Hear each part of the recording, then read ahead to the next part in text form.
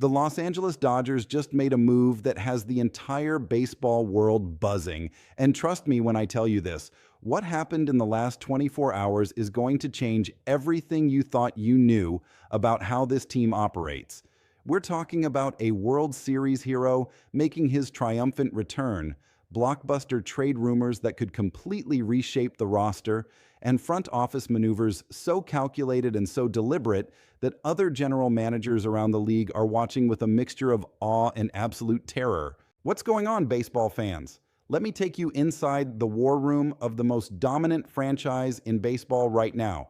Because while you were sleeping, the Dodgers were working. They were scheming. They were planning. And what they just pulled off is the kind of chess move that separates championship organizations from everyone else.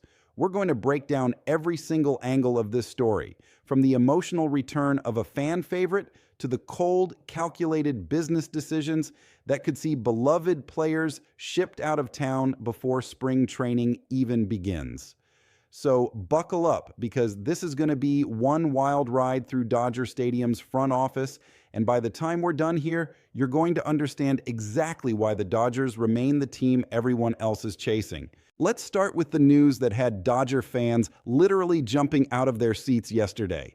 Miguel Rojas is coming back to Los Angeles, and this isn't just any signing. This is poetry. This is justice.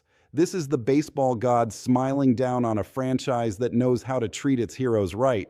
The Dodgers announced late Wednesday evening that they've re-signed the 36-year-old shortstop to a one-year deal worth $5 million.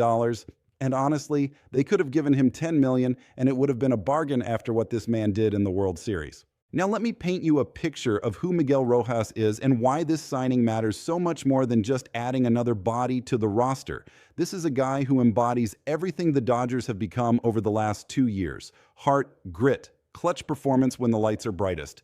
And that ninth inning in Game 7 of the World Series, are you kidding me? That might go down as the single greatest inning by one player in World Series history, and I'm not exaggerating even a little bit. Picture this. Top of the ninth inning, Game 7, the Dodgers are staring down the barrel of defeat. Jeff Hoffman is on the mound for Toronto, dealing, looking unhittable, and the season is slipping away. Miguel Rojas, who hadn't started a game in over a month, who hadn't recorded a hit in 30 days, who most people probably forgot was even on the roster, steps up to the plate. And what does he do? He absolutely crushes a home run that ties the game and breathes life back into a Dodger team that looked dead in the water. The stadium erupts, the dugout goes ballistic, and Miguel Rojas, cool as ice, circles the bases like a man who knew destiny was calling his name. But wait, it gets better. Bottom of the ninth inning, Rojas is now playing second base, and here comes a ground ball. He's stumbling. He's off balance. He has no business making this play. Isaiah Kiner-Falefa is charging home from third base, and in that split second, most players would panic. Most players would rush the throw and sail it over the catcher's head. Not Miguel Rojas. Despite looking like a newborn giraffe trying to find his footing, he gathers himself, sets his feet, and fires an absolute laser to home plate to nail the runner and keep the game tied. The Dodgers would go on to win in extra innings, and Miguel Rojas cemented his legacy as one of the most clutch performers in franchise history. Now, some people are out here saying that home run was the greatest in Dodgers history. Hold on a second, let's pump the brakes just a tiny bit. Kirk Gibson's iconic limp-off homer in the 1988 World Series exists. Freddie Freeman's walk-off grand slam exists. But you know what? Miguel Rojas's blast is absolutely in the conversation for top 3, maybe top 5 all time. The context, the stakes, the improbability of it all, chef's kiss, absolute perfection. And here's what makes this signing even more special. This is going to be Miguel Rojas's last dance.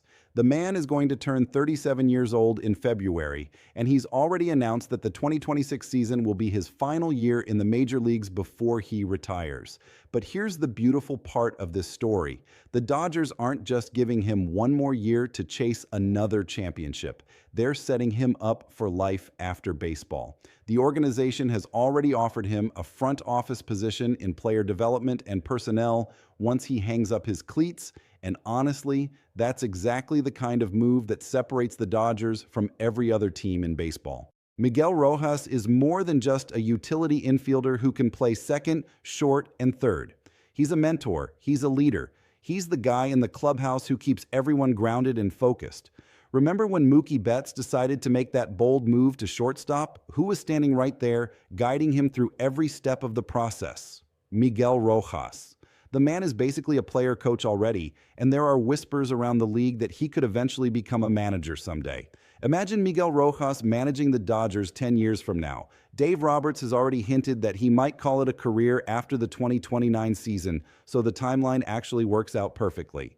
And let's talk about his presence in that clubhouse for a second, because this is important. The Dodgers have built something special over the last few years, and it's not just about having the biggest budget or signing the flashiest free agents. It's about culture. It's about having guys who genuinely care about winning and who will do whatever it takes to help their teammates succeed. Miguel Rojas speaks Spanish, which means he can connect with players like Shohei Ohtani and help them adjust to life in Los Angeles. The language of baseball truly is universal, and having someone like Rojas who can bridge cultural gaps and share wisdom from his 14 years in the big leagues is absolutely invaluable. You know what they say. It's one thing for a coach or a manager to tell you how to play the game. These are guys who played years ago, maybe decades ago. The game has changed, but when a current player, someone who's in the batting cage with you every day, someone who's grinding through the same 162-game season you are, when that person gives you advice, you listen, you absorb, you respect it on a completely different level. That's the Miguel Rojas effect, and that's why this $5 million investment is one of the smartest moves the Dodgers could have made this offseason. He was a finalist for the Utility Gold Glove in the National League this year, so don't let anyone tell you he's washed up or just hanging on for one more paycheck. The man can still play, he can still contribute, and most importantly, he can still deliver in the biggest moments when the pressure is at its absolute peak. Stay ready so you don't have to get ready. That's the Miguel Rojas motto, and it's exactly why he was able to deliver that magical ninth-inning performance when it mattered most. Now, speaking of roster moves and player acquisitions, let's shift gears and talk about something that has Dodger fans absolutely divided right now. Is Teoscar Hernandez on the trading block? Because according to multiple reports, the Dodgers are at least exploring the possibility of moving their right fielder before the season starts, and the winter meetings in Orlando are coming up fast. If you've been paying attention, you know that the Dodgers operate differently than most teams. They don't rush, they don't panic, they carefully evaluate every single option before making a move. And when it comes to Teoscar Hernandez, this is going to be one of the most fascinating storylines of the entire offseason. Let's lay out the facts here. Teoscar is 33 years old and just signed a 3-year, $66 million deal with the Dodgers. He's got 2 years left on that contract, which means he's going to make $12 million in 2026 and $14.5 million in 2027, with a $15 million option for 2028 that includes a $6.5 million buyout. $16 million of that total is deferred, which gives the Dodgers some financial flexibility. But here's the key point. A player in the final 2 or 3 years of their contract becomes extremely tradable. They're in that sweet spot where they still have value but aren't so expensive that teams are scared to take on the salary. Now, let's be crystal clear about what Teoscar Hernandez has meant to this organization. The man has been an absolute warrior for 2 straight seasons. He hit 33 home runs and drove in 99 runs in 2024. Which earned him that contract. He followed that up with 25 homers and 89 RBIs last season. He's smashed 8 postseason home runs over the last 2 years. And here's the most important statistic of all. The Dodgers have won the World Series both years that Teoscar has been on the roster. You can't argue with that kind of success. The man is a proven winner and a fantastic clubhouse presence. But here's where things get complicated. Teoscar Hernandez is not a good right fielder anymore. I'm not trying to be harsh or disrespectful. I'm just stating facts. His defense in the outfield has become a genuine liability. We watched him all season long struggling to track down fly balls, dropping routine catches, and generally looking uncomfortable out there. Father Time is undefeated, and at 33 years old, Teoscar's range and ability to cover ground in right field just aren't what they used to be. Maybe he's better suited for left field at this point in his career. Maybe he's a designated hitter now. but starting the season with him in right field is a risk the Dodgers might not be willing to take. This is where the trade rumors start to make sense. Imagine if the Dodgers could flip Teoscar Hernandez to the Cleveland Guardians. Think about the fit there. He'd slot right into the middle of that lineup alongside Jose Ramirez, giving Cleveland the power bat they desperately need. In return, the Dodgers could acquire Steven Kwan, one of the best contact hitters and outfielders in the entire league. Suddenly, the Dodgers' outfield defense improves dramatically. You put Kwan in left field, shift Andy Pages over to right field where his arm plays better, and you've got Tommy Edman available to play some center field when needed. Meanwhile, Miguel Rojas, Hee-Seong Kim, and maybe another acquisition handles second base duties. It actually all fits together pretty nicely. Now, I'm not saying the Dodgers should trade Teoscar. I'm not even saying they will trade him, but the fact that they're exploring it tells you everything you need to know about how this front office operates. Andrew Friedman doesn't get emotional about these decisions. He's not swayed by sentimentality or the fact that a guy has been a good teammate. He looks at the roster, identifies weaknesses, and makes calculated moves to improve the team. That's why the Dodgers have been so dominant for over a decade now. They're willing to make the tough calls that other organizations shy away from. The other thing to remember is that the Dodgers have built an incredible clubhouse culture over the last few years. There are no bad apples, no drama queens, no selfish players who put individual stats ahead of team success. When you've got something that special, you have to be careful about who you bring in and who you let go. The devil you know versus the devil you don't, right? Maybe that's why the Dodgers are so methodical about trades and free agent signings. They don't want to upset the chemistry that has led to back-to-back championships. But if they do move on from Teoscar, who fills that void? Well, that brings us to the next name that's generating serious buzz in Dodger circles, Brendan Donovan from the St. Louis Cardinals. Remember this name because we talked about him at the trade deadline last season, and now he's back on the Dodgers' radar in a major way. The Cardinals are in complete rebuild mode, tearing everything down to the studs, and that means quality players like Donovan are suddenly available. Brendan Donovan is exactly the type of player the Dodgers love. He's a Swiss Army knife who can play second base, shortstop, and left field. He won a Gold Glove in 2022, so you know he's got the defensive chops. He's got some pop in his bat too, averaging about 10 home runs per season over the last 4 years. Last year, he hit .287 with 10 bombs and 50 RBIs in 118 games. Those aren't superstar numbers, but they're solid, consistent production from a guy who gives you maximum flexibility. But here's the real kicker. Brendan Donovan is under team control for the next 3 seasons. He can't become a free agent, which means the Dodgers would have cost certainty and wouldn't have to worry about him walking away in free agency next year. That's gold, people. That's exactly the kind of player Andrew Friedman salivates over. Young, controllable talent on reasonable contracts. Donovan made about $5 million last season through arbitration, which is a bargain for what he brings to the table. The rumor floating around is that the Dodgers would send Hee-Seong Kim to the Cardinals in exchange for Brendan Donovan. Now that's interesting because it would suggest the Dodgers don't think Kim is ready to be an everyday player at the major league level. Remember, Kim came over from Korea with a lot of hype, but he only played about 70 games last season and never really found his footing. The Dodgers started him in the minors because they felt the game was too fast for him. They even had him playing outfield down in the minors just to try to find a spot for him on the big league roster. Eventually, he settled into some infield work, but he never really seized the opportunity. If the Dodgers are willing to move Kim for Donovan, that tells you everything you need to know about how they view his future with the organization. And honestly, acquiring Donovan makes a ton of sense. He's a left-handed bat, which gives you balance in the lineup. He can play left field every day if the Dodgers strike out on bigger names like Jason Dominguez or Steven Kwan. He can handle second base alongside Miguel Rojas and Tommy Edman. He's versatile, reliable, and fits the Dodger mold perfectly. This is what makes the winter meetings so fascinating every year. The Dodgers don't typically make the splashy, headline-grabbing moves at the trade deadline. They're not the team throwing money around recklessly or getting into bidding wars with 20 other general managers. Instead, they operate carefully and quietly, targeting a handful of specific players they know will fit the culture and improve the roster. Andrew Friedman isn't about to just throw cash at problems and hope they magically solve themselves. Think about last year's trade deadline. The Dodgers didn't make any massive splashes. They picked up players like Brock Stewart, who barely made an impact. The biggest move was probably acquiring Ben Wart from Tampa Bay, and even that wasn't exactly front-page news at the time.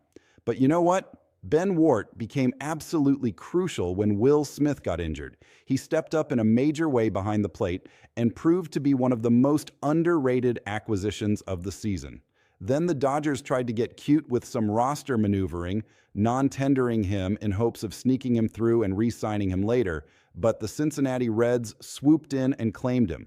Sometimes those calculated risks don't work out, but that's baseball. The point is this: the Dodgers have a very specific process, and it works. They whiffed on some bullpen arms last year. They missed out on Tanner Scott and Kirby Yates, who both signed elsewhere. But instead of panicking and overpaying for the next available option, they stuck to their principles. They evaluated recent physicals, injury histories, and character reports before making any moves. That discipline is exactly why they've been able to sustain success year after year, while other big spending teams flame out and have to rebuild. As we head into these winter meetings in Orlando starting December 7th, the baseball world is going to be watching the Dodgers very closely. Where does Kyle Tucker end up? What happens with Cody Bellinger? Are there smaller trades brewing that could dramatically reshape the roster? Everything I'm reading suggests the Dodgers are more focused on trades than big free agent signings this offseason. They want to fill those holes at left field and second base through calculated deals rather than expensive contracts.